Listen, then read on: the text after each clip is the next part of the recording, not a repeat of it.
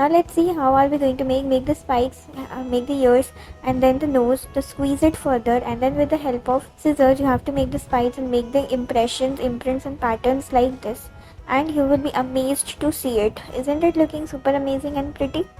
Now let's see how to make this beautiful swan. You just have to take the clay and then you have to get the imprints like this, make the spikes in this manner one over the other so as to get a beautiful pattern like this, paste it over it, and then again you have to get the imprints like this. In the end you will be end up getting a beautiful amazing result. Isn't it looking super pretty and amazing?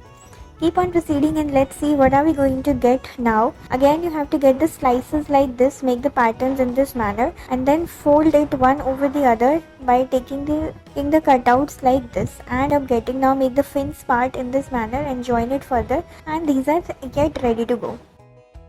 Now what you have to do, you have to just fold it in this manner, get the cuttings over like this, make the spirals in this manner, with the help of fork make the lines like this, and then you have to give it a fine look, and then you just have to fold it further by taking the group of them and then squeeze it in this manner, and with the help of scoop you have to make the impressions like this, and in the end you'll be getting a beautiful result. Isn't it amazing?